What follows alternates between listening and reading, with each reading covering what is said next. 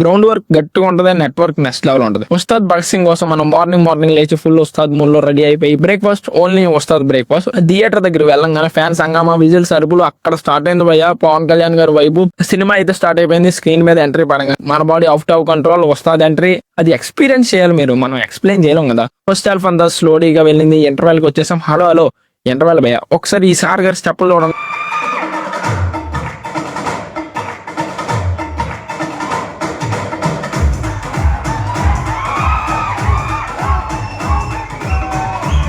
అయితే first half చూడడం జరిగింది, ఇంకా ఉంది అయితే mass emotions, elevations, full goose bumps అయితే ఉంది. క్లైమాక్స్ వచ్చాక థియేటర్ లో ఎనర్జీ పీక్ లో ఉంది. ఓకే మరి రివ్యూ ఇద్దామా? ఏంటో కానీ నాకు తప్పించుకోవడం అంటే భలే ఇష్టం. రివ్యూ విషయానికి వచ్చేస్తే ఇచ్చి పడేసే గోత్రం, ఎరగదీసే నక్షత్రం. రాసుకోబాయ్ సినిమా blockbuster. Bye bye, see you tomorrow, take care, tata, Umma.